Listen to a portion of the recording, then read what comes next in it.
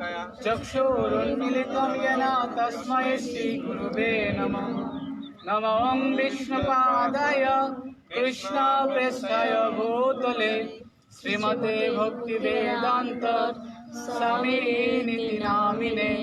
नमस्ते सरस्वती देवी गौरवाणी प्रचारिणे निर्विशेष शून्यवादी पाश्चात्यदेशतारिणे। नमो महावदनाय कृष्ण प्रेम प्रदायते कृष्णाय कृष्ण चैतन्य नाम्ने गौरतिष्ठे नमः। नीलाचल निवासाय नित्याय परमात्मने बलभद्र सुभद्रा जगन्नाथाय ते नमो नमः। हे कृष्ण करुणा सिंधु दीनबंधु जगत्पते गोपेश गोपिका कांत राधा कांत नमोस्तुते। तप्त कांचन गौरांगी राधे वृंदावनेश्वरी विश्वभानुसुते देवी प्रणमामि हरिप्रिये। वंशा कल्पतरुभ्यश्च कृपा सिन्धुभ्य एव च पतितानां पावनेभ्यो वैष्णवेभ्यो नमो नमः। जय श्री कृष्ण चैतन्य प्रभु नित्यानंद श्री अद्वैत गदाधर श्रीवासदि श्री गौर भक्तवृंद।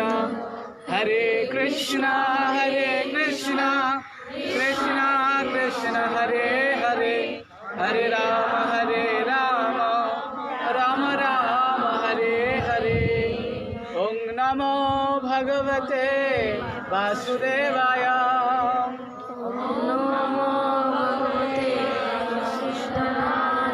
ओम नमो भगवते वासुदेवाय।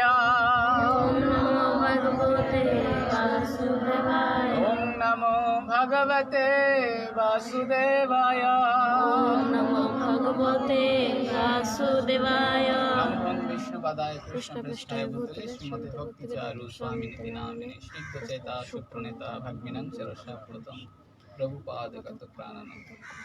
जय जगद्गुरु শিলা প্রভুপাদ কি জয়।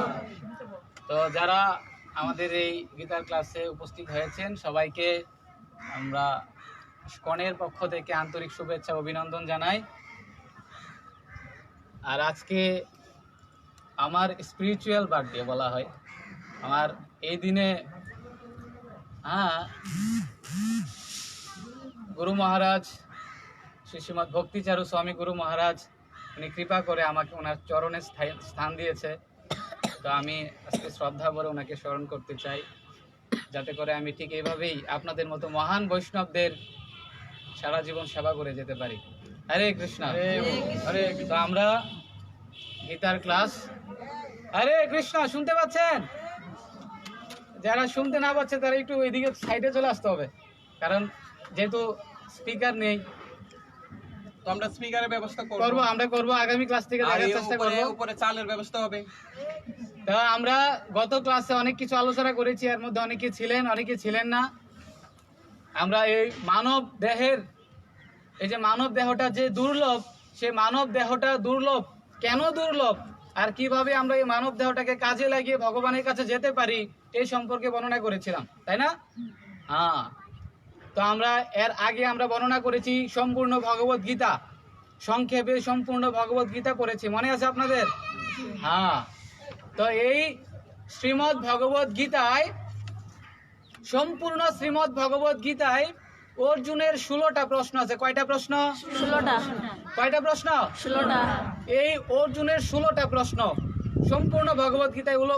এই অর্জুন কৃষ্ণকে 16টা প্রশ্ন করেছে। কি কি প্রশ্ন করেছে আপনারা জানতে চান? আজকে আমরা এই অর্জুনের 16টা প্রশ্ন সম্পর্কে জানবো। অর্জুন প্রথম প্রশ্ন করেছে দ্বিতীয় অধ্যায়ের 54 নম্বর শ্লোক। যারা খাতা কলম আছে লিখতে পারবেন। দ্বিতীয় অধ্যায়ের 54 নম্বর শ্লোকে অর্জুন বলছে, হে কৃষ্ণ, যিনি তোমার ভক্তি করছেন সে সব সময় ব্যক্তির সেই সব ব্যক্তির লক্ষণ কি? যে তোমার ভক্তি করতেছে সেই সব ব্যক্তির লক্ষণ কি, তিনি কিভাবে কথা বলেন, তিনি কিভাবে অবস্থান করেন, আর তিনি কিভাবে বিচরণ করেন। প্রথম প্রশ্ন, যে তোমার ভক্ত হচ্ছে, যে তোমার ভক্তি জীবন অবলম্বন করছে, যে তোমার ভক্ত, সে ব্যক্তির লক্ষণ কি, এবং সে ব্যক্তি কিভাবে কথা বলে, সে ব্যক্তি কিভাবে অবস্থান করে, অবস্থান মানে কিভাবে সে বসবাস করে, তার চারিত্রিক লক্ষণ কি, আর তিনি কিভাবে বিচরণ করেন। এটা হচ্ছে প্রথম প্রশ্ন, বুঝতে পারছেন। দ্বিতীয় প্রশ্ন করেছেন দ্বিতীয় প্রশ্ন করেছেন তৃতীয় অধ্যায়ের প্রথম নাম্বার শ্লোক, তৃতীয় অধ্যায়ের প্রথম নাম্বার শ্লোক। সেখানে বলছে, হে কৃষ্ণ, অর্জুন বলছে, হে কৃষ্ণ, ভক্তি করতে হলে কোন কাজ করতে হবে? ভক্তি করতে গেলে কোন কাজ করতে হয়? কৃষ্ণ বলতেছে, অর্জুন বলতেছে কৃষ্ণকে, হে কৃষ্ণ, ভক্তি করতে গেলে কোনো কাজ করতে হয়? হ্যাঁ, ভক্তি করতে গেলে কোনো কাজ করতে হয় কিনা, নাকি বসে বসে জব করলেই হবে খালি? হ্যাঁ, ভক্তি করতে গেলেও কাজ করতে হয়। এটাই জিজ্ঞাসা করছে যে আসলে ভক্তি করতে গেলে কি কোনো কাজ করতে হয়? হে কেশব, যদি কর্ম অপেক্ষা ভক্তি শ্রেষ্ঠ হয়, তাহলে ভক্তি করি আমি, কোনো কর্ম করবো না। কর্ম করলে হবে? শুধু ভক্তি করলে হবে না, শুধু কর্ম করলে হবে না। হবে? আপনার একটা দেহ দিয়েছে না, এই দেহটাকে চালাইতে গেলে, বিচরণ করতে গেলে, এই দেহটাকে টিকিয়ে রাখতে গেলে আপনার কি করতে হবে? খাইতে হবে। কি করতে হবে? আর খাইতে হইলে আপনাকে কি করতে হবে? কর্ম করতে হবে, তাই না? হ্যাঁ, এই কৃষ্ণ সেই কথা বলছে যে আসলে শুধু ভক্তি জীবন শুধু এটা না যে আমি শুধু কি করলাম, বসে বসে জব করলাম আর কোনো কাজ করলাম না। ভগবানের সেবা করতে হবে, কাজ করতে হবে, ঠিক আছে? সেটা ভগবানের উদ্দেশ্য করে করতে হবে। এটা হচ্ছে দ্বিতীয় প্রশ্ন, যে আমরা যদি ভক্তিযোগ অবলম্বন করি আমাদেরকে কোনো কাজ করতে হবে, কোনো কর্ম করতে হবে। এটা ছিল কয় নাম্বার প্রশ্ন? 2 নাম্বার প্রশ্ন। কে কাকে বলতেছে? অর্জুন কৃষ্ণকে বলছে। অর্জুন কাকে বলছে? কৃষ্ণকে বলছে। তৃতীয় প্রশ্ন, তৃতীয় অধ্যায়ের 36 নাম্বার শ্লোক। সেখানে বলছে, অনিচ্ছা সত্ত্বেও আমরা কেন পাপ করি? আমরা জানি যে এই কাজটা করলে পাপ হবে, তবুও আমরা সেই কাজটা করছি। এর কারণ কি? এর কারণ আমরা বলছিলাম না গত ক্লাসে, কি বলছে? কাম এসো, ক্রোধ এসো, রজগুণ সমদ্ভাব, কাম, ক্রোধ, লোভ, মোহ, মদ, মাৎসর্য, এইগুলোর দ্বারা তাড়িত হয়ে আমরা জানি যে এটা করলে পাপ হবে, তবু আমরা সেই কাজটাই করছি কিনা? করতেছি কিনা? হ্যাঁ, তাহলে এটা হচ্ছে কয় নাম্বার প্রশ্ন? 3 নাম্বার প্রশ্ন। চতুর্থ প্রশ্ন হচ্ছে, বলছে সূর্যদেব বিভূষণের জন্ম হয়েছিল আপনার আগে। আপনি বলতেছেন, হে কৃষ্ণ, আপনি বলছেন এই ভগবত গীতার জ্ঞান সর্বপ্রথম আপনি সূর্যদেবকে দিয়েছেন। কাকে দিয়েছেন? কিন্তু আপনার কত জন্মের আগে সে সূর্যদেবের জন্ম হয়েছে, তাহলে আপনি কিভাবে এই জ্ঞান সূর্যদেবকে দিতে পারেন? আপনি কিভাবে এই জ্ঞান সূর্যদেবকে দিচ্ছেন? তার কারণ বলেন। হ্যাঁ, এটা ছিল কয় নাম্বার প্রশ্ন? তাহলে আসলে কি ভগবানের জন্ম আগে হয়েছিল না সূর্যদেবের জন্ম আগে হয়েছে? হ্যাঁ, এই জন্যই কে বলছে? অর্জুনকে বলছে, ন তেবাহম জাতু নাশং ন তম নেমি জনাধিপা ন চৈব ন ভবিষ্যাম সর্বে বয়ম অতঃপরম।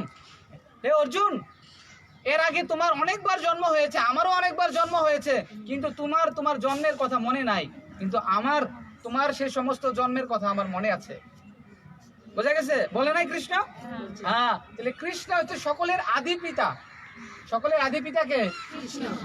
সকলের আদি পিতা কে? কৃষ্ণ। এখন আপনি ভাবতে পারেন যে আপনার দাদা, দাদার দাদা, দাদার দাদা, দাদার দাদা, এইভাবে যাইতে যাইতে সবার অন্তিমে যে ব্যক্তিটা থাকবে সে ব্যক্তিটার নাম কি? সে ব্যক্তিটার নাম কি? কৃষ্ণ। অনেকে বলে যে ডিম আগে না মুরগি আগে। কি বলে? ডিম আগে না মুরগি আগে? মুরগি আগে। তাহলে ডিম কোথায় থেকে আসছে? ডিম আগে না মুরগি আগে? ডিম আগে। তাহলে ডিম কোথায় থেকে আসছে? হ্যাঁ, এই প্রশ্নের কোনো অ্যান্সার আছে? অ্যান্সার নাই। অনেকে বলে কি, দূরে রাখো, অনেকে বলে যে বীজ আগে না বৃক্ষ আগে? বলেন তো দেখি, বীজ আগে না গাছ আগে? বীজ আগে। তাহলে বীজটা কোথা থেকে হইছে? তাহলে গাছটা কোথা থেকে হইছে? তাহলে কেমনে কোথা থেকে হইব? এটার বীজ পরে আরেকটা গাছ না না, এখন যে বীজ আগে না গাছ আগে, আপনি কিভাবে কোন যে বীজ থেকে হইছে? বীজটা কোথা থেকে হইছে? ভগবানে দিছে। গাছ কোথা থেকে হইছে? বীজ থেকে। তাহলে অ্যান্সার আছে। আপনি কইবেন গাছ, আমি কমু বীজ, আর আমি কমু বীজ, উনি কমু গাছ। অ্যান্সার আছে। তো এই অ্যান্সার করলে এইভাবে যদি আমরা কাজ করি বা বলতে থাকি, কারোর উত্তর কি হবে না? সঠিক হবে না। কৃষ্ণ তার উত্তর দিয়ে দিছে শাস্ত্রে, ভগবত গীতায় তার উত্তর দিয়ে দিছে। কি উত্তর দিছে? ডিম আগে না এই মুরগি আগে, বীজ আগে না বৃক্ষ আগে? তার উত্তর দিয়ে দিছে কি? কৃষ্ণ বলছে অহং বীজ পদ পিতা। হে অর্জুন, এই সমস্ত জীব যা কিছু দেখতে পাচ্ছ, সমস্ত কিছুর বীজ প্রদানকারী পিতা হচ্ছে আমি। তাহলে ভগবান বলছে এই সমস্ত বীজ প্রদানকারী পিতা হচ্ছে আমি, আমার থেকে সবকিছু সৃষ্টি হয়েছে। তাহলে আমরা দরকার নাই যে বীজ আগে না গাছ আগে, ডিম আগে না মুরগি আগে। তাহলে আমরা বুঝতে পারবো সবার আদি কে? এই জন্য ব্রহ্মা কি বলছে? ঈশ্বর পরম কৃষ্ণ সচ্চিদানন্দ বিগ্রহ অনাদির আদি গোবিন্দ সর্ব কারণ কারণম। উনি বলছে অনাদির আদি, যার আগে কেউ সৃষ্টি হয় নাই, যিনি সবাইকে সৃষ্টি করেছেন, তিনি কে? তিনি হচ্ছেন কৃষ্ণ। বুঝতে পারছেন? তো এইভাবে অর্জুনের কয় নাম্বার প্রশ্ন ছিল? 4 নাম্বার। 5 নাম্বার প্রশ্ন হচ্ছে আমরা কর্ম করব নাকি ভক্তি করব? আমাদের কর্ম করতে হবে না ভক্তি করতে হবে? সেটা ছিল কয় নাম্বার প্রশ্ন? 5 নাম্বার প্রশ্ন। 6 নাম্বার প্রশ্ন হচ্ছে সেখানে 6ষ্ঠ অধ্যায়ের 33-34 নাম্বার শ্লোকে বলছে, হে কৃষ্ণ, আমি মনকে কিভাবে স্থির করব? তুমি আমাকে নির্দেশ দাও। আমি মনকে স্থির করতে পারছি না। তুমি বলছো কি যে আমি মন এত চঞ্চল হি মনঃ কৃষ্ণ প্রমাদি ভালো ভদ্রিরম। এই মন হচ্ছে কি জানেন? এই যে এখানে যারা যারা বসে আছে, অনেকের মন এখন যে বাড়ি গিয়ে রয়েছে, হ্যাঁ, আর অনেকে চিন্তা করতেছে কি রে ভাই, আজকে তো 5:30 বাজে আমার একটা সিরিয়াল দিব, হ্যাঁ, অনেকে চিন্তা করতেছে। আবার অনেকে চিন্তা করে, অনেকের মন এখন আমেরিকা গেছে গা, আবার অনেকের মন আবার কারো কাছে রাইখে আসছে, অনেকের মন আবার কারো কাছে রাইখেও আসছে। ঠিক আছে? এই মন হচ্ছে কি? চঞ্চল। মনটা কি? চঞ্চল। এই জন্য বলছে চঞ্চল হি মনঃ কৃষ্ণ। এই অর্জুন বলতেছে, হে কৃষ্ণ, আমার এই মনটা চঞ্চল। আপনি যদি বলেন আমি এই বায়ুকে আটকে দিব আমার তীরের মাধ্যমে, বায়ুকে আমি আটকে দিতে পারি, কিন্তু আমি আমার মনের বেগকে আমি আটকাতে পারি না। মনের বেগকে আমি কি করতে পারবো না। তাহলে কি করতে হবে? এই মনকে কিভাবে সংযত করতে হবে? তখন কৃষ্ণ বলছে তুমি মনকে সংযত করতে হলে তুমি অষ্টাঙ্গ যোগ করো। কি যোগ করো? অষ্টাঙ্গ যোগ। যম, নিয়ম, আসন, প্রত্যাহার, ধ্যান, ধারণা, সমাধি, এই যে এগুলো হচ্ছে অষ্টাঙ্গ যোগ। বলছে তুমি এগুলোর মাধ্যমে তুমি মনকে সংযত করো। তখন অর্জুন বলছে এইগুলো তো বিশাল কঠিন, এই কলিযুগের মানুষ তো এগুলো পারতো না। কম খেয়ে থাকতে পারবো, কম ঘুমায় থাকতে পারবো, হ্যাঁ, এগুলো কখনোই পারবো না।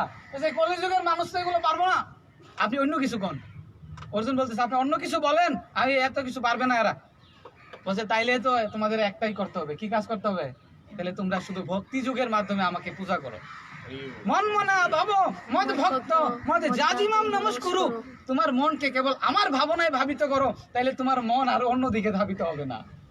কি হবে না? মন যদি আপনি কৃষ্ণকে দিয়ে দেন, তাহলে মন আর অন্যদিকে যাবে? মন আর অন্যদিকে যাবে? কাকে দিতে চান? কৃষ্ণকে যদি মন একবার দিয়ে দেন, তাহলে এই মন আর অন্যদিকে কিছু যাবে না। এই মনকে কি দিয়ে? শুধু কৃষ্ণ নাম দিয়ে, কৃষ্ণের রূপ দিয়ে, কৃষ্ণের লীলা দিয়ে ভরিয়ে দিন। আর যখন কৃষ্ণের নাম, কৃষ্ণের রূপ, কৃষ্ণের লীলা এগুলো দিয়ে যখন মনকে ভরে দিবেন, তখন মন অন্য কিছু করার কোনো সময়ই পাবে না, অন্য কিছু মনের মধ্যে ঢোকার কোনো জায়গায় থাকবে না। থাকবে না? ঠিক যেভাবে বৃন্দাবনের গোপিকাগণ, বৃন্দাবনের যে গোপীগণ, সমস্ত গোপীগণ তাদের মন, ধ্যান, সবকিছু কৃষ্ণকে দিয়ে রাখছেন। তারা কি করতো জানেন? তারা দুধ বিক্রি করতো। কি করতো গিয়ে? আর তাদের তো বিজনেস ছিল কি? দুধের বিজনেস। কারণ তারা গুপ কাকে বলে? গুপ, মানে যাদের অনেক অনেক গাভী থাকে, তারা দুধ বিক্রি করতো গিয়ে। আর তারা দুধ যখন বিক্রি করতো, এখানে গিয়ে বলতো, হ্যাঁ, দুধ বিক্রি করলে আমরা কি বলবো? যাই দুধ রাখেন। আর স্যার তার আগে সেখানে দুধের বদলে কি বলে, এই কৃষ্ণকে কিনে নেন, কৃষ্ণকে কিনে নেন, 1 কেজি কৃষ্ণ কিনেন, 1 কেজি দামোদরকে কিনেন, এইভাবে বলছেন। আর তারা তো সবসময় কৃষ্ণ চিন্তা করতেন, এই জন্য তারা মুখ দিয়ে আর দুধ আসতো না, বলছে কৃষ্ণ কিনে নেন, কৃষ্ণ কিনে নেন। বুঝতে পারছেন? তারা এইভাবে কৃষ্ণকে মন প্রাণ দিয়ে ভালোবাসছে। তাহলে আমাদের কি করতে হবে? মনটাকে কৃষ্ণর ধারা, কৃষ্ণতে নিবদ্ধ রাখেন, কৃষ্ণের ভাবনায় ভাবিত করেন মনকে, তাহলে মন আর অন্যদিকে যাবে না, মন আর কি করবে না, আমেরিকা যাবে না, মন আর অন্যদিকে যাবে না। ঠিক যেমন মীরাবাইকে চিনেন? মীরাবাইয়ের নাম শুনছেন? মীরাবাই, হ্যাঁ, এই মীরাবাই যখন ছোট ছিল তখন সে একটা বিয়ে বাড়িতে গেছে, ছোট মেয়ে একটা বিয়ে বাড়িতে গেছে। আর যখন বিয়ে বাড়িতে গেছে, ওইখানে গিয়ে দেখতেছে যে বিয়ে হচ্ছে, এখানে কি বর কনে তারা একসাথে বিয়ে করছে। তখন ওই ছোট মেয়ে তার মাকে বলতেছে আমিও বিয়ে করব, আমাকেও বর এনে দাও। ছোট মেয়ে বলতেছে আমিও বিয়ে করবো, আমাকে কি এনে দাও, বর এনে দাও। আর একদম ছোট মেয়ে নাচর বান্দা, সে বিয়ে করবেই। তখন কৃষ্ণ কি মানে তার মা কি করতেছে, ছোট মেয়ে কি করবে, তখন একটা কৃষ্ণের বিগ্রহ আইনা বলতেছে এই নাও তোমার বর, এই নাও তোমার বর। তখন ওই মীরাবাই ছোটবেলায় তার মন ওই কৃষ্ণকে দিয়ে দিছে। কাকে দিছে? হ্যাঁ, তিনি সর্বদাই কৃষ্ণ চিন্তায় বিভোর থাকতেন, অন্য কারো চিন্তায় সে বিভোর থাকতো না। এই জন্য সে যখন ডাকতো, স্বয়ং ভগবান চলে আসতো তার কাছে। স্বয়ং ভগবান কি করতো? তার কাছে চলে আসতো। দেখুন, কে বলে, অনেকে বলে না যে, কে বলে ভগবান খায় না? অনেকে বলে যে আমরা ভগবানকে দেই, ভগবান তো খায় না। ভগবান খায় গো? ভগবান খায়, কিন্তু আমরা কার মতো, সবুরির মতো ভগবানকে খাওয়াইতে পারি না, তাই বলে ভগবান খায় না। সবুরি কে ছিল? সবুরি কে ছিল? ওই যে রামায়ণের সবুরি। সে সবুরি ছোটবেলায় অনেক ছোট ছিল, সে একটা বিয়ে বাড়িতে গেছে। আর সবরকুল মানে নিচুকুল, নিচু জাতিদের মাছ মাংস খাওয়া জায়েজ, বুঝেন তো? জায়েজ মানে কি? তারা খাইতে পারে, অনুমোদন আছে। যারা সবর জাতি, নিচুকুলে তারা এই জীব হত্যা করতে পারে। কে দেখে যে অনেক জীব হত্যা হচ্ছে বিয়ে বাড়িতে, অনেক কি হচ্ছে। তখন সেই সবুরি বলতেছে তার মাকে, বলছে আমার বিয়েতেও কি এরকম ভাবে জীব হত্যা হবে? বলছে হ্যাঁ, এটা আমাদের রীতি, এটা হবে। তখন কি করছে, সে ছোটবেলা থেকে বাড়ি থেকে পালিয়ে গেছে। বলছে না, আমি আর বিয়ে করবো না। কি করবো না? বাড়ি থেকে পালিয়ে গেছে। আর বাড়ি থেকে পালিয়ে গিয়ে সে মাতঙ্গ ঋষির আশ্রমে উঠলো, একটা ঋষিমণির আশ্রমে গিয়ে উঠলো। ওইখানে তিনি কি করেছেন, সেখানে মাতঙ্গ ঋষি উনি সারা জীবন ওই তার গুরুদেবের সেবা করছে। কার সেবা করছে? আর গুরুদেব যখন মৃত্যুর সজ্জায়, তখন সেই গুরুদেব এই সবুরিকে আশীর্বাদ করছে, হে সবুরি, তুমি সারা জীবন আমাকে সেবা করেছো, আজকে আমি তোমাকে আশীর্বাদ প্রদান করছি, ভগবান একদিন তোমার কাছে চলে আসবে, ভগবান একদিন নিজেই তোমার কাছে চলে আসবে। আর তখন কি হলো, একদিন ভগবান রামচন্দ্র যখন বনবাসে ছিল, তখন একদিন কি করলো, সে সবুরির কাছে চলে আসছে। আর সবুরি তখন অনেক বৃদ্ধ হয়ে গেছে, কিন্তু সে একটা আশায় বেঁচে ছিল যে আমার গুরুদেব বলছে ভগবান একদিন আমার কাছে আসবে, আমার গুরুদেবের কথা কখনো মিথ্যা হতে পারে না। কারণ একজন বৈষ্ণব যা বলবে ভগবান সেটা রাখেন, সেটা কি করবেন, রাখেন। আপনি যখন ভক্তি জীবন করতে করতে ভগবানের সাথে আপনার একটা সম্বন্ধ তৈরি হয়ে যাবে, সম্পর্ক তৈরি হয়ে যাবে, তখন ভগবান আপনার কথা রাখতে বাধ্য। ভগবান আপনার কথা রাখতে বাধ্য। কারণ কি জানেন, যখন ভীষ্মদেব যখন মৃত্যুবরণ করবে, তখন তিনি কি বলছে, কৃষ্ণকে বলছে, হে কৃষ্ণ, আমি যতক্ষণ পর্যন্ত আমি দেহত্যাগ করছি, তুমি আমার সামনে থেকে লড়বা না, এখানে বসে থাকো। আমি তোমাকে দেখে আমি দেহত্যাগ করতে পারি, দেহত্যাগ করতে চাই। যতক্ষণ না আমার এই দেহ আমি না চাচ্ছি, আমি মৃত্যুবরণ না করতেছি, ততক্ষণ পর্যন্ত তুমি এখানে দাঁড়িয়ে থাকো, আমি তোমাকে দেখে আমার এই দেহটাকে ছাড়বো। তখন সেটা সম্ভব হয়। বলেন, একজন ভক্ত ভগবানের সাথে এইরকম সম্পর্ক তৈরি করতে হবে, নাহলে ভক্তি জীবন করে লাভ নাই। যদি ভগবানের সাথে যদি এইভাবে না সম্পর্ক তৈরি হয়, ভগবানের সাথে এইভাবে সম্পর্ক তৈরি করতে হবে। ঠিক সবুরি তার গুরুদেবের কথায় অপেক্ষা করছে কখন ভগবান আসবে। আর ভগবান একদিন কি করছে, সীতা মা আর লক্ষণকে নিয়ে সেই সবুরির আশ্রমে চলে গেছেন। আর সবুরি তো হতভম্ব হয়ে গেছে, এত বৃদ্ধ হয়ে গেছে, তার চোখ নিজে খুলতে পারতেছে না, সে নিজে এইভাবে আঙ্গুল দিয়ে তার চোখ খুলতে হচ্ছে। এত বৃদ্ধ হয়ে গেছে। আপনারা শুনুন কথাগুলো, আপনাদের হৃদয়ে ভক্তির উদয় হবে। আর তখন তিনি কি করবেন বুঝতে পারছেন না। তিনি ভগবানকে তার ভগবানকে চরণ ধোয়াবেন, কিন্তু তার তখন কোনো পাত্র ছিল না। কখন কিভাবে ভগবানকে চরণ ধোয়াবেন? তখন কি করলো, রামায়ণে উল্লেখ আছে, তিনি তার চোখের অশ্রুর মাধ্যমে রামের ভগবান রামচন্দ্রের চরণ ধৌত করেছেন। চোখের অশ্রুর মাধ্যমে ভগবানকে পা ধুয়ে দিয়েছেন, চরণ ধৌত করছেন। তখন কি করবে, ভগবানকে কিছু খাওয়াবেন। তিনি জঙ্গল থেকে গিয়ে কিছু কুল মানে বরই নিয়ে আসছেন। আর বরই নিয়ে এসে কি করছে, সে বরই নিজে খাচ্ছে, খাইয়ে দেখতেছে কোনটা ভালো কোনটা মিষ্টি, আর সেই নিজে খাইয়া এটা উচ্ছিষ্ট হয়ে গেছে, সেই ফলটাই ভগবানকে দিচ্ছে, আর ভগবান সেটা প্রেম সে খাচ্ছে। ভগবান সেটা কি করছে, প্রেম সে খাচ্ছে। এখন দেখুন, আমরা ভগবানকে তো কতদিন খাওয়াই, কত ভোগ দিতেছি 56 হয়ে, ভগবান কোনোদিন আইসে আমাদের সামনে খাইতে? তাহলে আমরা কি করতে পারি না? অনেকে বলে ভগবান তো খায় না। আমরা সেই সবুরির মতো ভগবানকে খাওয়াইতে পারি না, দিতে পারি না বলে ভগবান খায় না। যদি আমরা যেদিন সবুরির মতো এইভাবে প্রেম সে ভক্তি করে যখন ভগবানকে দিব, তখন ভগবান আমাদের এটা গ্রহণ করবে। কি করবে? গ্রহণ করবে। বুঝতে পারছেন? একবার উড়িষ্যাতে একটা ছোট ব্রাহ্মণের একটা ছোট সন্তান ছিল, ব্রাহ্মণ আর তার একটা ছোট সন্তান ছিল, নাম হচ্ছে মধুসূদন। নাম কি? তো একবার ব্রাহ্মণ সে ভিক্ষা করতে চলে গেছে। তো তার ছোট ছেলেটাকে বলছে, বাবা আমি তো আজকে ভিক্ষা করতে চলে যাচ্ছি, তুমি এক কাজ করো, তুমি আজকে ভোগটা তুমি লাগাও। তোমার মা যখন রান্না বাড়া করে দিবে, তুমি গিয়ে তুমি ভগবানকে গোপালকে ভোগ লাগাই দিও। তো এই বলে সে ব্রাহ্মণ চলে গেছে ভিক্ষা করতে। তো তার মা ভোগ টুক রেডি করে দিছে, বাবা যাও গিয়ে গোপালকে খাইয়ে আসো। তখন কি করলো, সে ভোগ নিয়ে, আপনারা শুনতে পাচ্ছেন লাগছে যে, আপনার মনোযোগ সহকারে দেখুন, শুনতে পারবেন। তখন সেই মধুসূদন সে ভোগটা নিয়ে সে ভগবানের গোপালের কাছে গেছে। তখন গোপালকে বলছে, গোপালকে ভোগ লাগাচ্ছে, দেখছে গোপাল খাচ্ছে না, কিন্তু সে তো জানে যে ভোগ লাগালে ভগবান খায়। ভোগ লাগালে কি করে? সে তার একটা বিশ্বাস ছিল যে ভগবানকে তো আমাকে খাওয়াইতে বলছে, তো নিশ্চয়ই ভগবান খাচ্ছে না মানে আমার কোনো ত্রুটি আছে। হ্যাঁ, আজকে যদি আমি ভগবানকে না খাওয়াইতে পারি, আমার বাবা তো আমাকে বকবে আইসা। কি করবে? তখন সে বলতেছে, হে গোপাল, হে কৃষ্ণ, তুমি খেয়ে ফেলো না, নাহলে তো আমার বাবা আমাকে বকবে, খেয়ে ফেলো না, তুমি আজকে খেয়ে নাও না, হে গোপাল তুমি খেয়ে নাও। তবু গোপাল আসছে না।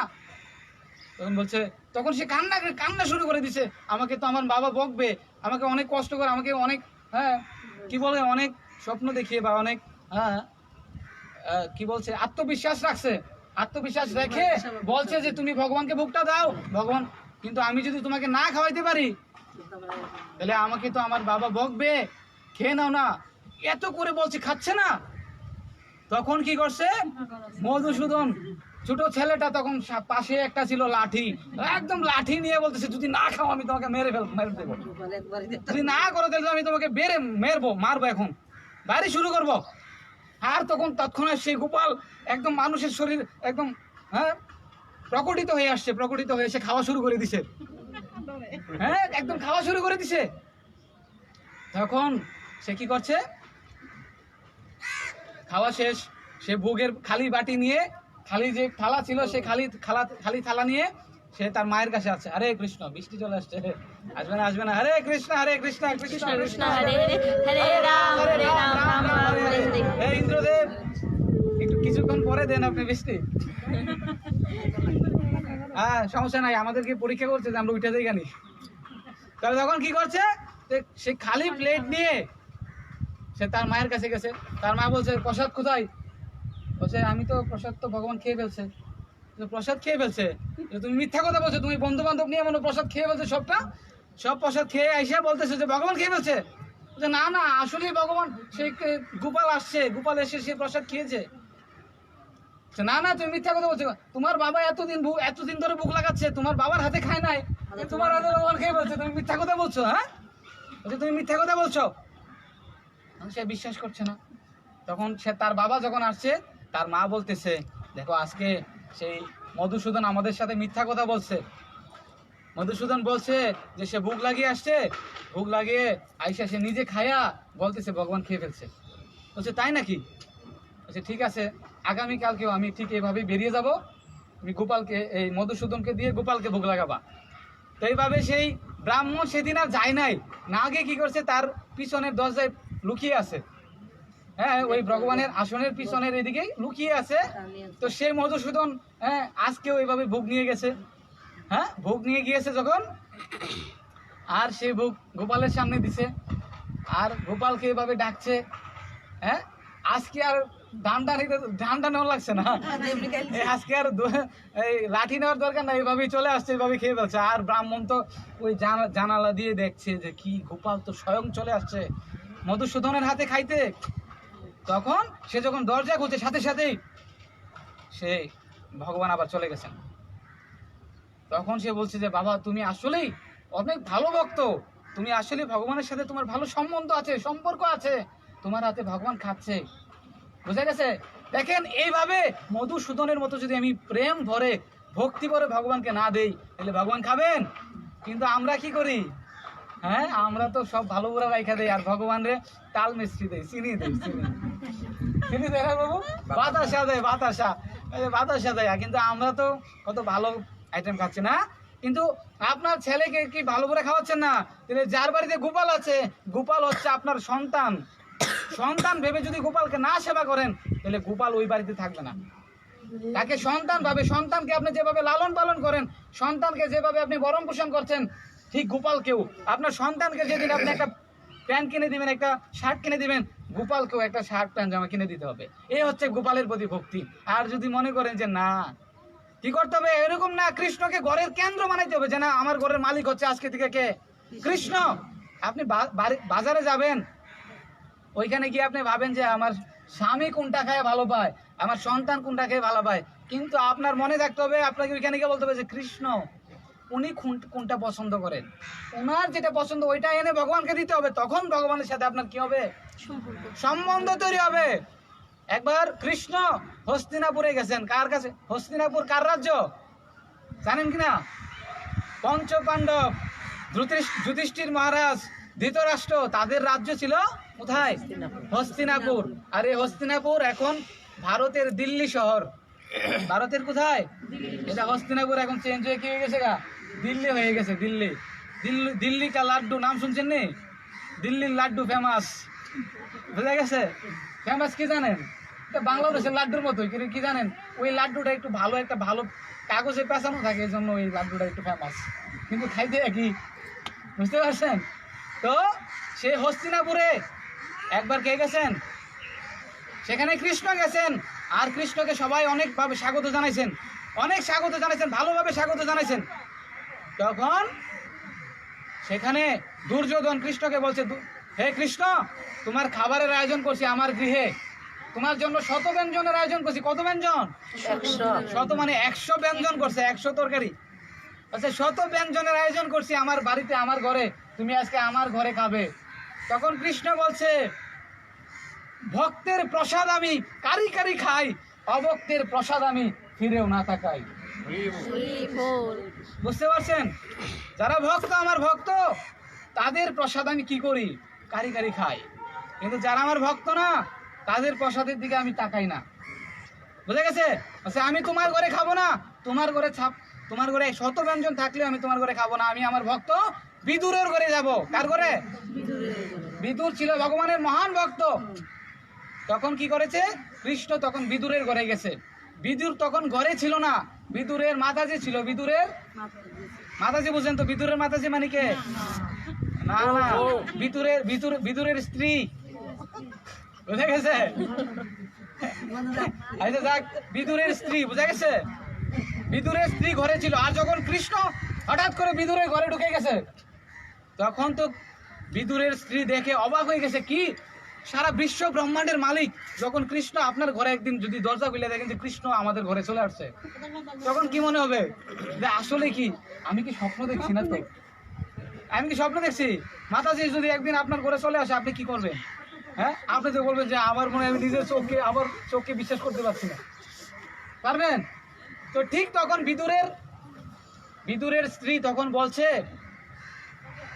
সে স্বয়ং বিশ্ব ব্রহ্মাণ্ডের মালিক, অনাদির আদি গোবিন্দ, শ্যাম সুন্দর, দ্বিভুজ, মুরলীধর, ত্রিবঙ্গ সুন্দর, আজকে সেই কৃষ্ণ আমার ঘরের মধ্যে। সে তো অবাক হয়ে গেছে। তখন কি করবে? সে কৃষ্ণকে কিছু খেতে দিবে।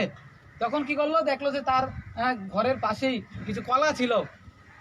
তখন সে কি করছে? সে কলাগুলো এনে কলাগুলো বাকল ছাড়িয়ে সে কলাটা ফালিয়ে দিল, আর কলার বাকলটা ভগবানকে দিছে। আর ভগবান সে প্রেম ভরে যে বাকলটাই খাচ্ছে। সে বাকলটা কি করছে? ভগবান সে বাকলটা খাচ্ছে। বুঝতে পারছেন? তখন হঠাৎ করে বিদুর সেখানে চলে আসছে, বলছে এই তুমি কি করছো? তুমি ভগবানকে তুমি কলার বাকল দিচ্ছ খেতে? তুমি কলার বাকল দিচ্ছ ভগবানকে খেতে? বলছে, তখন কৃষ্ণ বলছে, বিদুর এ তো কলার বাকল নয়, এ হচ্ছে তোমার স্ত্রীর ভক্তি, আর আমি তোমার স্ত্রীর ভক্তিটাকে গ্রহণ করছি। কারণ ভগবান কোনো কিছুতে সন্তুষ্ট হন না। ভগবানকে যদি কেউ সন্তুষ্ট করতে চায়, ভগবান কোনটা গ্রহণ করেন? ভাবগ্রহী জনার্দন। ভগবানকে বলা হয় ভাবগ্রহী। ভাবগ্রহী মানে বুঝতে পারছেন? ভগবান আমাদের হৃদয়ের ভাবটা গ্রহণ করেন। কোন ভাব নিয়ে দিচ্ছি, কোন ভক্তি নিয়ে দিচ্ছি, সেই ভক্তিটাকে তিনি কি করেন? গ্রহণ করেন। এই ভক্তি ছাড়া কৃষ্ণ, ভক্তির মাধ্যমে কৃষ্ণকে কেনা যায়। ভক্তির মাধ্যমে কৃষ্ণ আপনার কাছে কি হয়ে যাবে? বিক্রি হয়ে যাবে। হয়ে যাবে কি না? হয়ে যাবে। তাহলে বুঝতে পারছেন, সেই ভগবান কখন আপনার ঘরে কি খাবে? আপনি একদম অনেক অনেক আইটেম তৈরি করে দিয়েছেন, হ্যাঁ, কিন্তু ভগবান তো তাকাচ্ছেই না। যদি সেই আইটেমগুলোর মধ্যে ভক্তি সহকারে যদি কেউ না নিবেদন করে, তাহলে সেটা ভগবান কি করবে না? গ্রহণ করবে না। একবার জগন্নাথপুরীতে কারা কারা গেছেন? হাত তুলতে দেখি। হ্যাঁ, পুরীতে গেছেন না মাতাজি? জগন্নাথ দেখছেন? জগন্নাথ দর্শন করছেন না? বলছে যদি কেউ পুরীর জগন্নাথ দর্শন করে, তাহলে সে সাথে সাথে মুক্তি লাভ করবে। এটা হচ্ছে স্বয়ং কৃষ্ণ। স্বয়ং কৃষ্ণকে যদি আপনারা দর্শন করতে চান, তাহলে জগন্নাথপুরীতে গিয়ে দর্শন করে আসবেন একবার। বুঝতে পারছেন? ভগবান 4টা জায়গার মধ্যে থাকছে, এখনো আছেন। কয় জায়গার মধ্যে? ভগবান 4টা জায়গার মধ্যে এখনো আছেন। একটা হচ্ছে ভগবান আছেন কোথায়? দ্বারকা ধামে। কোথায়? দ্বারকা ধাম। আর ভগবান আছে রামেশ্বর। কোথায় আছে? রামেশ্বর। ওইখানে ভগবান স্নান করেন। আর দ্বারকায় সেখানে বিশ্রাম গ্রহণ করেন। আর জগন্নাথপুরীতে খান। আর বদ্রীনাথ, সেই বদ্রীনাথে তিনি তপস্যা করেন। সেখানে তিনি তেরোটা অফিস। বুঝতে পারছেন? হ্যাঁ, তো ভগবান 4টা জায়গায় আছে: দ্বারকা, রামেশ্বর, পুরীধাম, বদ্রীনাথ। তো জগন্নাথপুরীতে যদি আপনারা যান, দেখবেন সেখানে জগন্নাথকে 56 ভোগ দেওয়া হয়। সেখানে যারা যারা আছে ওই এলাকার লোক জগন্নাথের প্রসাদ ছাড়া অন্য কিছু খায় না। জগন্নাথের প্রসাদ, এখানে আনন্দ বাজার আছে, আনন্দ বাজার, বুঝা গেছে? ওইখানে জগন্নাথের ভোগ যখন বেরোয়, আর সেই ভোগ তখন বিমলা দেবী খায়। আর বিমলা দেবী খাওয়ার পরে সেই ভোগ কোথায় যায়? আনন্দ বাজারে যায়। আর আনন্দ বাজারে সেই ভোগ সবাই ওইখানে প্রসাদ, যার পয়সা আছে ওইখান থেকে বিনা মানে কিছু মূল্য দিয়ে সেই প্রসাদ কিনে তারা খায়। তারা অন্য কিছু খায় না, শুধু জগন্নাথপুরীর প্রসাদই খায়। তো সেখানে একজন মাতাজি ছিল, তার নাম ছিল কর্মা ভাই। নাম কি? কর্মা ভাই। সে কর্মা ভাইয়ের খিচুড়ি প্রসিদ্ধ ছিল। জগন্নাথ মন্দিরে 56 ভোগ ছেড়ে ওই কর্মা ভাইয়ের কাছে চলে যেত খিচুড়ি খাওয়ার জন্য। কি খাওয়ার জন্য? খিচুড়ি খাওয়ার জন্য। আর যখন ওইখানে যেত, আর সেই কর্মা ভাই তাকে প্রেম সেই খিচুড়ি খাওয়াইতো। এইভাবে কর্মা ভাই জগন্নাথকে খিচুড়ি খাওয়াইতে খাওয়াইতে কর্মা ভাই বৃদ্ধ হয়ে গেছে। আর বৃদ্ধ মানুষ কি সকালে ঘুম থেকে তাড়াতাড়ি উঠতে পারে? হ্যাঁ। তো হঠাৎ করে সে ঘুম থেকে অনেক লেট করে উঠছে, ঘড়ির দিকে তাকায় দেখে জগন্নাথ আসার সময় হয়ে গেছে। কে আসার সময়? সে তখন কি করলো? সাথে সাথে কি করলো? উঠেই স্নানটা না করে সে খিচুড়ি বসাই দিছে। স্নানটা না করে, মুখ টুক না ধুয়ে খিচুড়ি বসাই দিছে। আর খিচুড়ি বসাই দিচ্ছে, আর নিমের ঠাল দিয়ে দাঁত মাজে না, নিমের ঠাল দিয়ে, আর নিমের ঠালের এক পাশ দিয়ে দাঁত মাজতেছে, আর আরেক পাশে সে খিচুড়ি নাড়া দিচ্ছে। এই খিচুড়ি আপনারা দেখে খাবেন? একদম তাকাবেন না। কিন্তু সেই খিচুড়ি খাওয়ার জন্য ভগবান জগন্নাথপুরীর 56 ভোগ ছেড়ে কোথায় চলে আসে? সেই কর্মা ভাই সেই ভগবানের ভক্তের কাছে চলে আসে খিচুড়ি খাওয়ার জন্য। হরি বল। দেখছেন, ভগবানকে যা কিছু দেন, কিন্তু যদি সেটার মধ্যে প্রেম না থাকে, ভক্তি না থাকে, সেটা কি গ্রহণ করবে? না না, সেটা গ্রহণ করবে না। তাই এখানে অর্জুনের কয় নম্বর প্রশ্ন বলছি? যে 5 নম্বর প্রশ্ন, যে আমরা কর্ম করব না ভক্তি করব? কি করব আমরা? তারপরে 6 নম্বর প্রশ্ন ছিল, হে কৃষ্ণ, আমি মনকে কিভাবে স্থির করব, তুমি আমাকে নির্দেশ দাও। এটা 6 নম্বর প্রশ্ন। কয় নম্বর প্রশ্ন? আপনারা যা একটু শুনে রাখেন, তারপরে আমরা ডিটেলস আলোচনা করব। কারণ আগে তো আমরা কি করতে হবে, ব্যাকগ্রাউন্ড আগে বলতে হবে, বা সম্পূর্ণ সিরিয়াল যে প্রভু নাটক করে, নাটকটা আগে উপস্থাপন করতে হয়। এই নাটকটা তখন আমরা অভিনয়ের মাধ্যমে দেখাবো, তখন সেই নাটকটা কি করবে সবাই বুঝতে পারবে। আগে সেটাকে ওই যে নিউজের মধ্যে কি দেখায়, শিরোনাম দেখায়, আগে যে সম্পূর্ণ খবরটাকে আগে শিরোনাম অল্প অল্প অল্প করে বলে শিরোনাম দেখায়। কিন্তু আমরাও ঠিক কি করছি, শিরোনাম বলছি। বুঝা গেছে? 7 নাম্বার প্রশ্ন বলছে, ভক্তি করতে গিয়ে আমাদের যদি পতন হয়ে যায়, তখন আমাদের কি গতি হবে? মানে আমরা ভক্তি জীবন করতেছি না, যখন হঠাৎ করে দেখলাম যে আমরা তো আর যদি করতে করতে করতে করতে যদি দেখা যায় আমরা অর্ধেক পথে গিয়ে যদি মারা যাই, তাহলে তো আমরা আর 100% পূর্ণ করতে পারবো না। পারবো? হ্যাঁ, যারা এখন বৃদ্ধ বয়সে আছেন বা এই বয়সে আছেন, আপনারা ভগবানের ভক্তি করতেছেন, কিন্তু করতে করতে আপনার 100% পূর্ণ হয়েছে না, কিন্তু আপনি দেহত্যাগ করে দিয়েছেন। তখন আপনার কি গতি হবে? তখন ভগবান বলছে, স্বল্পম অপিষ্য ধর্মস্য তায়তে মহতম ভয়াত, বলছে স্বল্প পরিমাণে যদি কেউ ভক্তিযোগ করে, সেই অনুষ্ঠানের ফলে যেই ফল অর্জন করে, সেই ফল কখনো বিনষ্ট হয় না, সেই ফল কখনো বিনষ্ট হবে না। তখন কি হবে? আপনি এই জন্মে এখন থেকে ভক্তি জীবন শুরু করলেন, শুরু করার পরে আপনি কি করলেন? 100% পূর্ণ করতে পারছেন না, 30% পূর্ণ করছেন। কয় পার্সেন্ট? তাহলে বাকি কয় পার্সেন্ট পূর্ণ করতে হবে? 70% পূর্ণ করতে হবে না। তখন ভগবান আপনাকে এর পরবর্তী জন্মে একটা বৈষ্ণব পরিবারে জন্ম দিব। কোন পরিবারে জন্ম দিব? আর যখন আপনি ছোটবেলা থেকে আবার শুরু করে দিতে পারবেন, তখন ওই পরবর্তী জন্মে আপনি 100% পূর্ণ করবেন, তখনই আপনি কোথায় যাবেন? ভগবানের কাছে যেতে পারবেন। তাহলে ভগবান, আপনি এই জন্মে যা কিছু করবেন, এই যা কিছু করে যাবেন, সেই ফলগুলো কখনো কি হবে না, নষ্ট হবে না। মহাপ্রভু যখন সন্ন্যাস নিয়েছে, সন্ন্যাস কি নিয়েছে? মহাপ্রভু যখন সন্ন্যাস নিয়েছে, বয়স কত ছিল? 21 বছর। কয় বছর? 21 বছর। মানে বুঝতে পারছেন, আমার মতো থাকতে, কার মতো? আমার মতো থাকতে সন্ন্যাস নিছে। তো যখন সন্ন্যাস নিছে, তখন কিছু লোক আছে না, যারা ভক্তি জীবনে আসে, যারা দেখবেন যে ছোট ছোট মেয়েরা যখন, ছেলে মেয়েরা যখন জব টপ করে, হ্যাঁ, ভক্তি জীবন শুরু করে, তখন কি বলে? হরে কৃষ্ণ, দেখো সাধু সাজছে, সাধু বলে না, এরকম টিটকারি বলে না, টিটকারি দেয় না, বলে। কিন্তু আমি যখন প্রথম শুরু করছি, আমাকে অনেক কিছু বলছে, বুঝা গেছে? দেখো 2 দিনের সাধু, এরকম অনেক কিছু বলবে।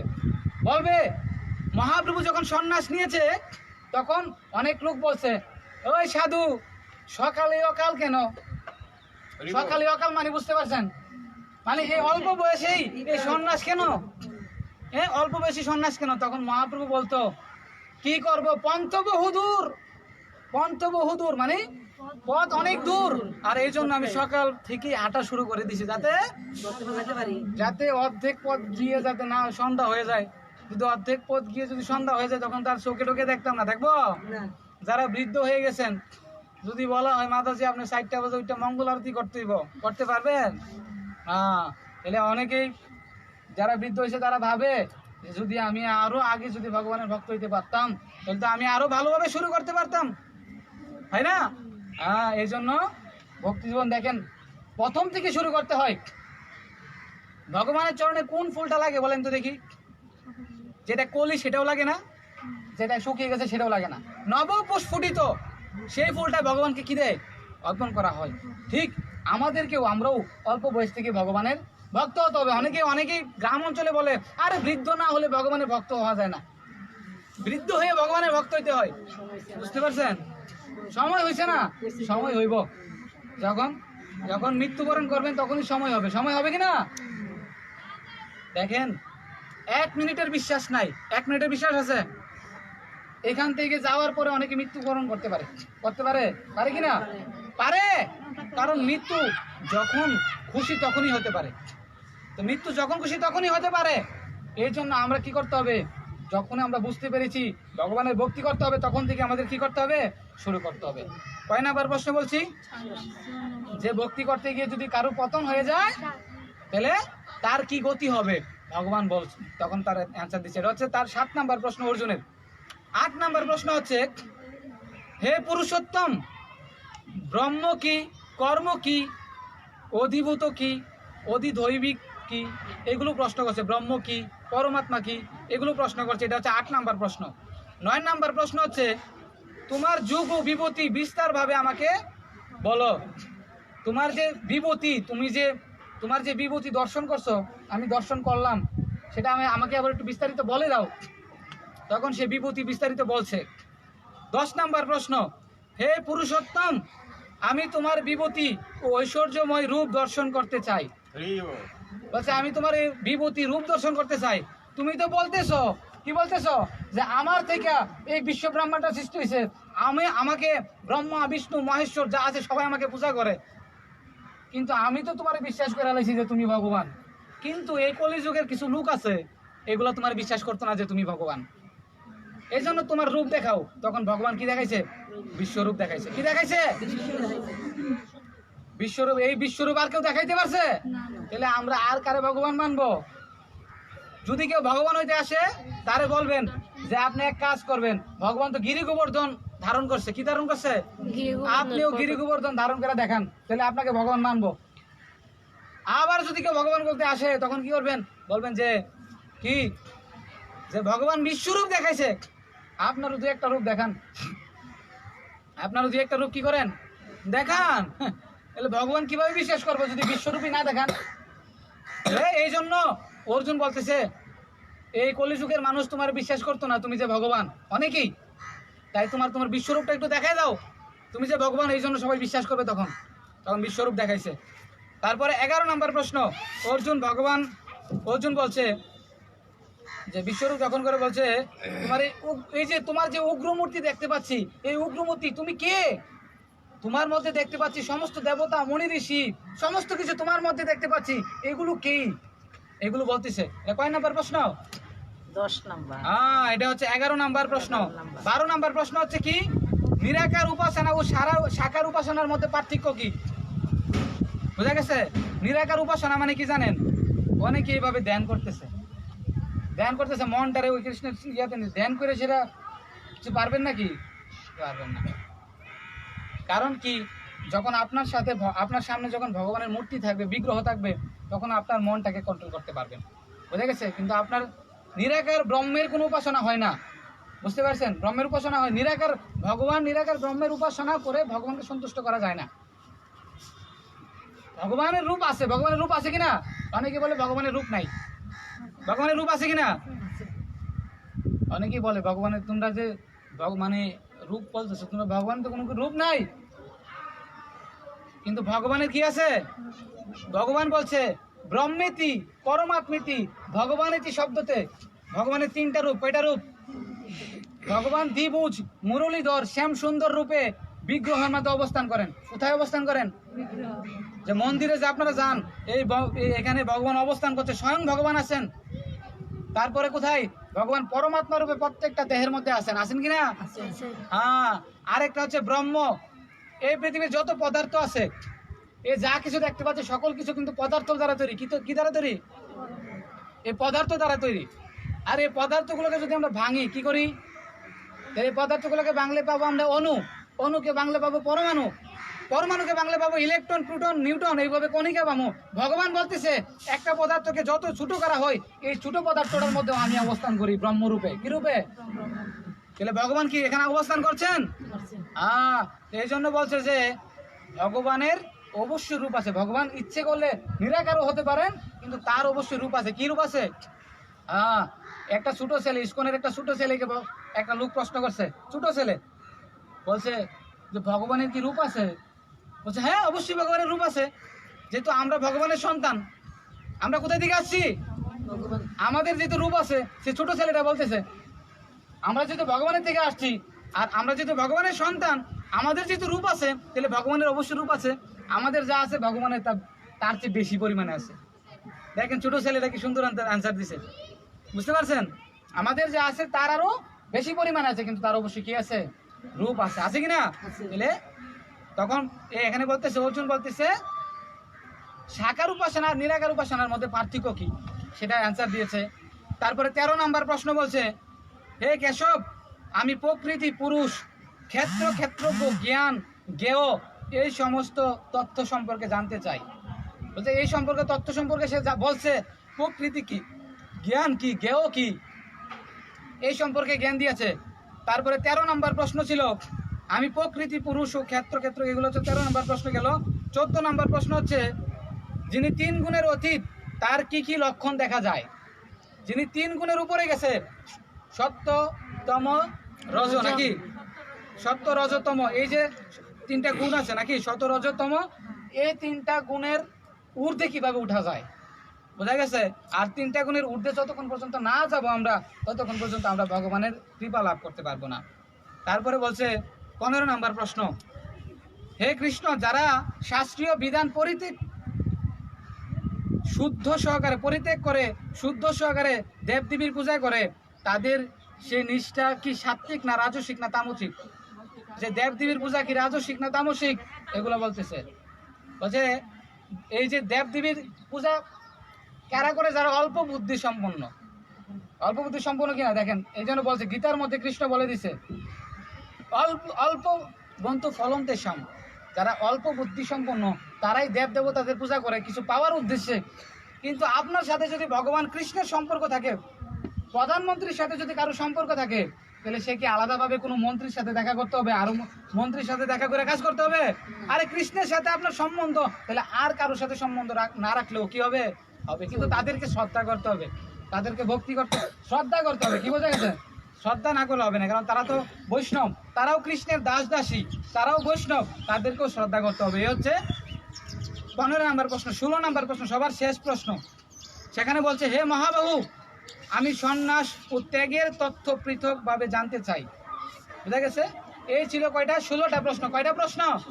এই সম্পূর্ণ ভগবত গীতায় অর্জুন কৃষ্ণকে 16টা প্রশ্ন করেছেন। কয়টা প্রশ্ন? 16টা। হ্যাঁ।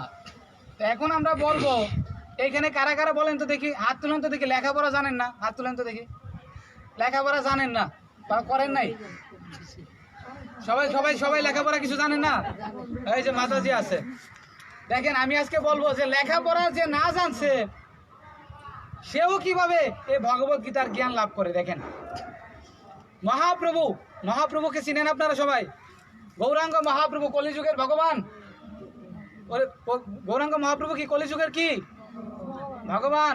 সকলে বসেন বসেন, হরে কৃষ্ণ, শুনেন, মনোযোগ সহকারে শুনেন। কে প্রভুর কথা ভালো লাগতেছে না? কথাগুলো ভালো লাগছে? হ্যাঁ, শোনা যাইতেছে তো? শোনা যাচ্ছে না মাতাজি? ওইখানে মনে জায়গা নাই। ওই দিক দিয়ে বসার জায়গা নাই। মহাপ্রভু একবার দক্ষিণ ভারতে গেছে। কোথায়?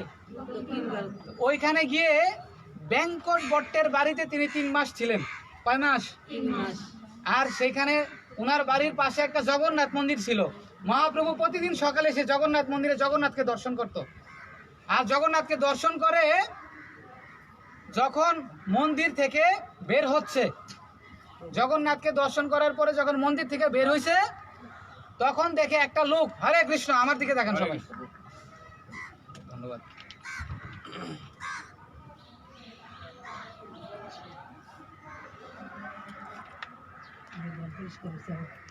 আইতো না, প্রভুর সঙ্গে কথা হয়েছে না? ওই তো ওই দিক দিয়ে। হরে কৃষ্ণ। তো শুনুন, ভালোভাবে মনোযোগ সহকারে শুনুন, কারণ অনেক দূর যায় না তো আমার, আমি যেন জোরে জোরে বলতেছি, কারণ অনেক পিছনে যাতে শুনতে পায়। তো আমরা আস্তে আস্তে স্পিকারের ব্যবস্থা করব। তো মহাপ্রভু জগন্নাথ মন্দির থেকে সেই কোথায়, সেই দক্ষিণ ভারতে জগন্নাথ মন্দির থেকে যখন বের হয়েছে, তখন দেখছে একটা ব্রাহ্মণ, সে গীতা নিয়ে এইভাবে গীতা নিছে, গীতা নিয়ে পড়তেছে, তাও আবার গীতাটার উল্টা ধরছে, এভাবে ধরছে। কিভাবে ধরছে? উল্টা ধরে এইভাবে পড়তে, মানে উল্টা পাল্টা, মানে শুদ্ধ অশুদ্ধ পড়তেছে। বুঝা গেছে? সে তো লেখাপড়া জানে না, সে একদম লেখাপড়া একদম জানে না, কিন্তু তার গুরুদেব বলছে যে তুমি গীতা পড়ো, কিন্তু সে তো লেখাপড়া জানে না, কিন্তু গুরুদেবের কথা তো তাকে মানতে হবে। তখন সে কি করলো? সেইভাবে উল্টা ধরে গীতাকে নিয়ে পড়তেছে। আর সেখানে সেই চৈতন্য চরিতামৃতে উল্লেখ আছে, সেখানে বলছে যে কবিরাজ গোস্বামী তখন বলছে যে গীতা পড়তে হলে বিশেষ করে গুরু কৃপা দরকার। কার কৃপা দরকার? গুরুদেবের কৃপা দরকার, নাইলে গীতা পড়ে আপনি বুঝবেন না, কিছু বুঝতে পারবেন না। কেন? সেখানে বলছে যে অষ্টাদশ অধ্যায় পরে আনন্দ আবেশে অশুদ্ধ পড়েন শ্লোক করে উপহাসে। এই ব্রাহ্মণ কি করছে, মানে উল্টা গীতা ধরে অশুদ্ধভাবে গীতা পড়তেছে। অশুদ্ধ মানে কি জানে না, গুরুদেব কইছে গীতা পড়তে বসে মানে পড়তেছে। তখন কি বললো, কেহ হাসে কেহ নিন্দে তাহা তাহা নাহি মনে, মানে কেউ হাসতেছে কেউ কাঁদতেছে, কিন্তু ব্রাহ্মণ এগুলো দেখেও কিছু মনে করতেছে না। কি করতেছে? আবিষ্ট হইয়া গীতা পড়ে আনন্দিত মনে। আর সে একজন হাসতেছে তাকে দেখে, সে একজনের নিন্দা করতেছে, সেগুলো না দেখে সে কি করতেছে? আবিষ্ট হয়ে গীতা পড়তেছে, একদম মনোযোগ সাগরে গীতা পড়তেছে। সেখানে কি হলো, যখন বলতেছে পুলক অশ্রু কম্পশ্বেত যাবত পঠন দেখিয়ে আনন্দিত হইল মহাপ্রভুর মন। তখন মহাপ্রভু দেখলো যে দেখো তার মধ্যে লেখাপড়া নাই, সে জানে না, অক্ষর জ্ঞান তার নাই, তবু সে গীতা পড়তেছে। তখন মহাপ্রভু দেখে অত্যন্ত প্রসন্ন হলো, দেখে সে মহাপ্রভু খুশি হলো। তখন কি বলছে, মহাপ্রভু পুছিল তারে, শুনো মহাশয়। মহাপ্রভু তাকে জিজ্ঞাসা করছে, এ মহাশয় শুনো। কি জিজ্ঞাসা করছে?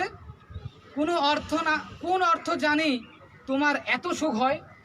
তুমি তো কোনো অর্থই বুঝো না, তাহলে তুমি কি বুঝে এই গীতা যে পড়তেছো, কি বুঝে তোমার এত সুখ হচ্ছে, এত আনন্দ হচ্ছে? হ্যাঁ? তখন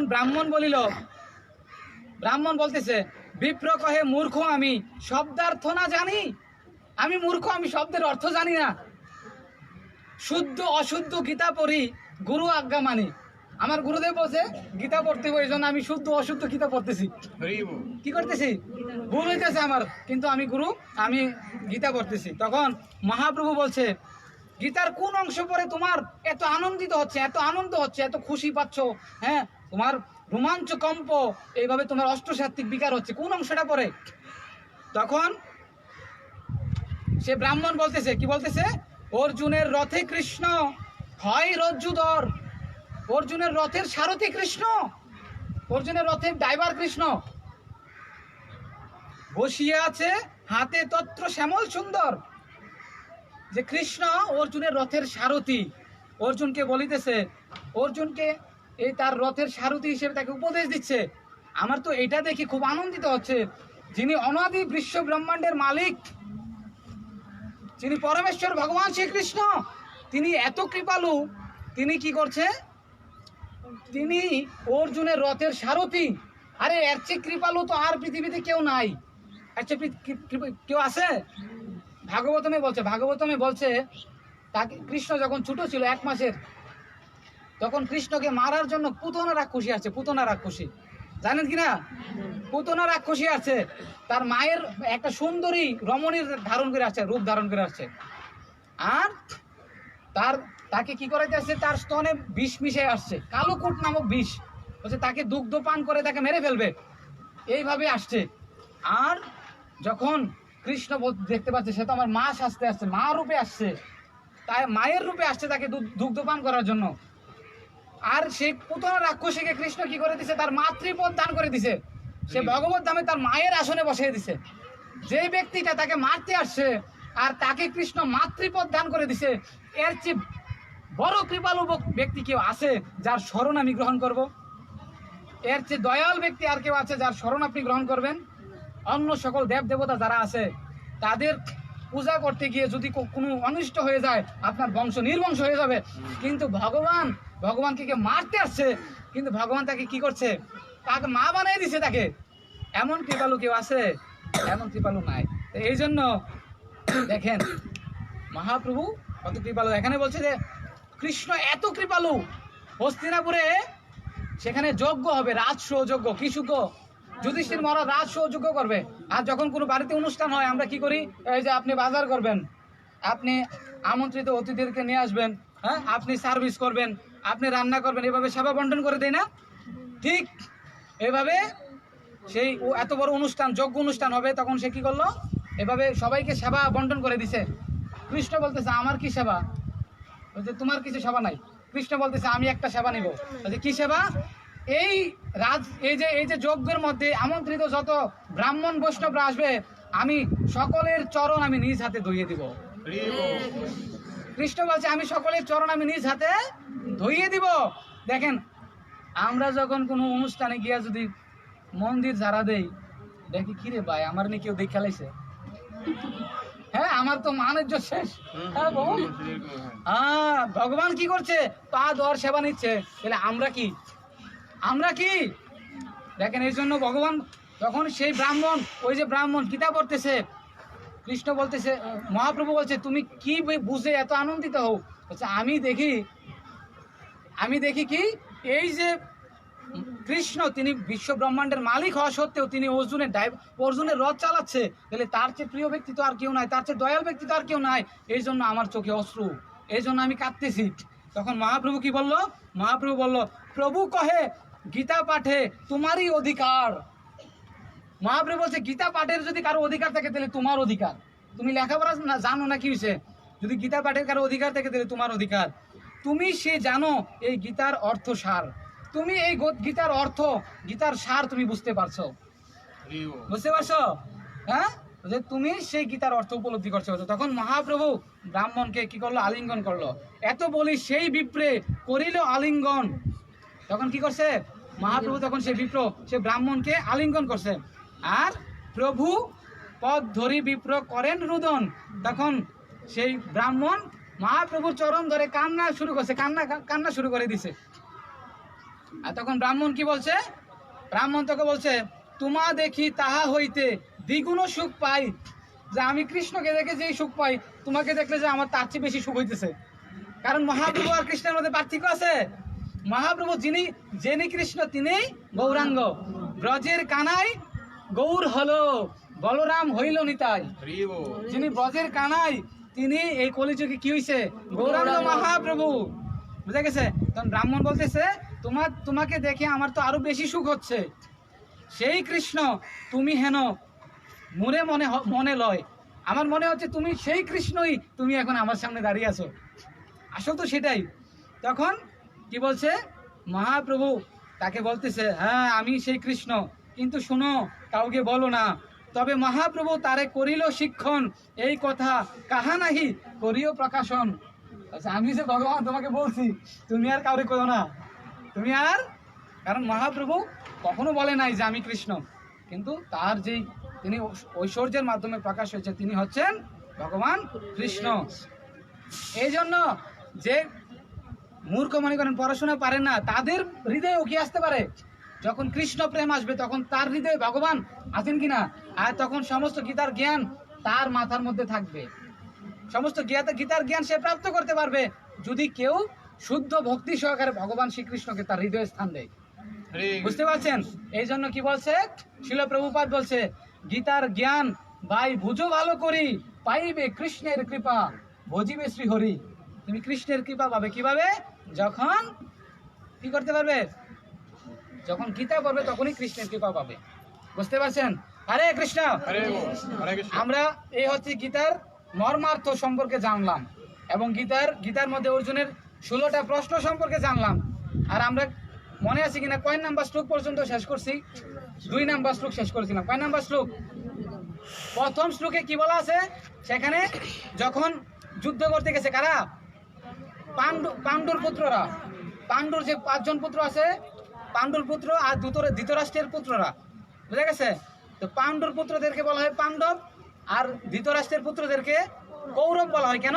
ওই ধৃতরাষ্ট্র বলতেছে যে আমার ছেলে যারা কৌরব, তারা আর পাণ্ডুর পুত্ররা কি করছে, মানে তারা কিন্তু সবাই কি কৌরব, তারা কিন্তু সকলেই কৌরব, কিন্তু ধৃতরাষ্ট্র তাদেরকে মনে করতেছে না যে তারা কৌরব। বুঝতে পারছেন? পাণ্ডবরাও কৌরব, কৌরবরাও কৌরব, কিন্তু ধৃতরাষ্ট্র বলতেছে না না, হ্যাঁ আমার ছেলেরাই শুধু কৌরব। তাদেরকে সে তাদের বংশের অধিকার থেকে বিচ্যুত করে দিচ্ছে। বুঝা গেছে? এই জন্য প্রথম শ্লোকে বলছে ধর্মক্ষেত্রে কুরুক্ষেত্রে সমবেত যুজুৎসব মামকা পাণ্ডবাশ্চৈব কিম অকুর্বত সঞ্জয়। ধৃতরাষ্ট্র বলতেছে, ধৃতরাষ্ট্র একটা শ্লোকই বলছে, এই প্রথম শ্লোকটা। ধৃতরাষ্ট্র বলছে কি, হে সঞ্জয়, কুরুক্ষেত্রে, ধর্মক্ষেত্রে কুরুক্ষেত্রে যুদ্ধ করার মানুষে সমাবেত হয়ে আমার পুত্ররা, পাণ্ডুর পুত্ররা তারপরে কি করলো, বুঝা গেছে? তারপরে কি করলো, বুঝা গেছে? কারণ কি, যুদ্ধক্ষেত্রে যে যুদ্ধ হচ্ছিল, এই যুদ্ধের মধ্যে সেখানে সেই যুদ্ধটা দেখতে পাচ্ছিল, কে দেখতে পাচ্ছিল? হস্তিনাপুর থেকে সঞ্জয়। সঞ্জয় দিব্য চক্ষু প্রাপ্ত হয়েছিল। কি চক্ষু? ওই কুরুক্ষেত্রে যা কিছু হচ্ছে লাইভ টেলিকাস্ট কোথায় হচ্ছে? হ্যাঁ, এই ধৃতরাষ্ট্রের এই হস্তিনাপুরে। তাহলে ওই দিব্য চক্ষু প্রাপ্ত হয়েছিল কে? সঞ্জয়। আর সঞ্জয় যা কিছু দেখতে পাচ্ছে সব কিছু বর্ণনা করে ধৃতরাষ্ট্রকে বলছে, বুঝতে পারছেন? এই জন্য ধৃতরাষ্ট্র সঞ্জয়কে বলতেছে তারপরে কি হলো, যুদ্ধ করতেছে, তারা গেছে, তারা কি যুদ্ধ শুরু করছে, তারপরে কি হলো? এটা হচ্ছে কি প্রথম প্রশ্ন। কোন প্রশ্ন? প্রথম প্রশ্ন। তখন কি হলো, তারা যুদ্ধ শুরু করে দিছে। যুদ্ধ কি করে দিছে? শুরু করে দিছে। হ্যাঁ, তারপরে কি করছে সেখানে বলতেছে, সঞ্জয়কে প্রশ্ন করছে না? প্রথম প্রশ্ন সঞ্জয়কে বলছে না? ধৃতরাষ্ট্র কাকে বলছে? সঞ্জয়কে বলো না যে ধৃতরাষ্ট্র উবাচ হে সঞ্জয়, সঞ্জয়কে বলছে না? তখন সঞ্জয়কে উত্তর দিতে হবে। দ্বিতীয় শ্লোকে সঞ্জয় উত্তর দিচ্ছে। দ্বিতীয় শ্লোকে কে উত্তর দিচ্ছে? সঞ্জয়। সঞ্জয় বলছে, দৃষ্টা তু পাণ্ডবা নিকম বুরম দুর্যোধনস্ততা আচার্য উপসংগম রাজা বচনম অব্রবীত। এই অর্থ বলতেছে, হ্যাঁ, সঞ্জয় বললেন, হে রাজন, পাণ্ডুর সৈন্য সজ্জা দর্শন করে, হ্যাঁ, পাণ্ডবদের সৈন্য সজ্জা দর্শন করে রাজা দুর্যোধন দ্রোণাচার্যের কাছে গিয়ে বললেন। তাহলে এখানে কি হলো, পঞ্চ পাণ্ডবরা যুদ্ধের জন্য প্রস্তুত। যুধিষ্ঠির মহারাজ, ভীম, নকুল তারা যুদ্ধের জন্য কি প্রস্তুত, আর ওইদিকে কৌরবরাও যুদ্ধের জন্য প্রস্তুত। তো যুদ্ধ করার আগে সৈন্য সজ্জাকে দর্শন করতে না, যে দেখি কার সাথে আমরা যুদ্ধ করব, কারা আমার সাথে যুদ্ধ করতে আসছে। আর দুর্যোধন কি করলো? দুর্যোধন তখন গিয়ে কার কাছে গেছে? দুর্যোধন তখন, হ্যাঁ, দ্রোণাচার্যের কাছে গেছে। কার কাছে? দ্রোণাচার্য ছিল সেই কৌরব পক্ষের সেনাপতি। কে ছিল? সেনাপতি ছিল। আর তখন দ্রোণাচার্যের কাছে গিয়ে বলল যে, হে গুরুদেব, দ্রোণাচার্য অস্ত্রগুরু দ্রোণাচার্যের কাছে গিয়ে বলল যে আপনি পাণ্ডবদের সৈন্য সজ্জা দর্শন করুন। কি করুন? দর্শন করুন। আর তারপরে শ্লোকে বলতেছে কি, পশ্চাতাম পাণ্ডুপুত্রানাম আচার্যম মুহতি চুম্বম বুরম দ্রুপদ পুত্রেণ তব শিষ্যেন ধীমাতা। বলছে সেখানে গিয়ে দুর্যোধন বলতেছে কার কাছে? দুর্যোধন বলছে কাকে? দ্রোণাচার্যের কাছে গিয়ে বলতেছে যে, হে আচার্য, পাণ্ডুর মহান সৈন্যবল দর্শন করুন, যা আপনার অত্যন্ত বুদ্ধিমান শিষ্য দ্রুপদের পুত্র দক্ষতার সঙ্গে ব্যূহের আকার রচনা করেছেন। দ্রুপদ কে ছিল? দ্রুপদ মহারাজ কে ছিল? এই যে পঞ্চপাণ্ডবের একজন স্ত্রী ছিল, কে নাম কি? তারা 5 জন ভাই, একজনকে বিয়ে করেছে, নাম কি? আর দ্রৌপদীর বাবা ছিল কে? দ্রুপদ। আর দ্রুপদের একটা ছেলে ছিল, নাম কি? ধৃষ্টদ্যুম্ন। নাম কি? ধৃষ্টদ্যুম্ন। মনে থাকবে তো আপনাদের? দ্রুপদের ছেলের নাম ধৃষ্টদ্যুম্ন। আর ধৃষ্টদ্যুম্ন ছিল পাণ্ডবদের সেনাপতি। পাণ্ডবদের দলের কে সেনাপতি? তাহলে কৌরবদের দলের সেনাপতি ছিল দ্রোণাচার্য, আর পাণ্ডবদের দলের সেনাপতি কে ছিল? ধৃষ্টদ্যুম্ন। আগামী ক্লাসে বলবো যে কেন ওই দলের সেনাপতি দ্রোণাচার্য আর এই দলের সেনাপতি কেন ধৃষ্টদ্যুম্ন, তাদের মধ্যে কি পার্থক্য, আর কেনই বা এই কথাটা দুর্যোধন বলল যে আপনার শিষ্য এত সুন্দর যে ব্যূহ রচনা করছে তা দর্শন করুন। আগামী ক্লাসে আমরা এখান থেকে আবার শুরু করব। হরে কৃষ্ণ। সকলে হাত উপরে তুলুন। জয় শ্রী কৃষ্ণ চৈতন্য, জয় শ্রীকৃষ্ণ চৈতন্য, প্রভু নিত্যানন্দ, প্রভু নিত্যানন্দ, শ্রী অদ্বৈত গদাধর, শ্রী অদ্বৈত গদাধর, শিবাসাদি গৌর ভক্তবৃন্দ। শিবাশ্রী গৌর ভক্তবৃন্দ। হরে কৃষ্ণ হরে কৃষ্ণ, হরে কৃষ্ণ হরে কৃষ্ণ কৃষ্ণ হরে হরে, কৃষ্ণ কৃষ্ণ হরে হরে, হরে রাম রাম রাম হরে হরে, হরে কৃষ্ণ হরে কৃষ্ণ, কৃষ্ণ কৃষ্ণ হরে হরে, হরে রাম রাম রাম হরে হরে, হরে কৃষ্ণ কৃষ্ণ কৃষ্ণ হরে হরে, হরে রাম রাম রাম হরে হরে। জয় जय परमेश्वर भगवान श्री कृष्णचंद्र की जय। पार्थ सारथी भगवान की जय। श्रीमद् भगवद गीता की जय। गीता क्लासेर भक्त वृंद की जय समवेत गौर भक्त वृंद की जय। निताई गौर प्रेमानंदे हरि हरि बोल।